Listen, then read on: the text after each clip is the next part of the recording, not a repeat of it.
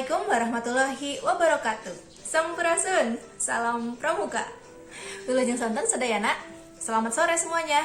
Perkenalkan, nama saya Ranti Purnama Dewi, asal Kuaran, Manon Jaya. Nama pangkalan SMA Negeri 1 Manon Jaya. Pada kali ini saya akan mencoba menjelaskan mengenai arti semboyan setia, siap, sedia pada pramuka Garuda. Yang pertama, ada kata setia. Setia itu artinya seorang pramuka Garuda akan selalu setia kepada Tuhan Yang Maha Esa, bangsa dan negara, pimpinan, serta keluarganya. Yang kedua, siap.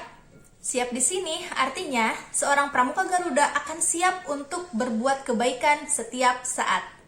Yang ketiga, ada kata sedia. Sedia di sini artinya seorang pramuka Garuda akan selalu mempunyai sikap kesediaan dan rasa keikhlasan untuk berbakti. Sekian penjelasan dari saya. Terima kasih. Wassalamualaikum warahmatullahi wabarakatuh. Salam pramuka.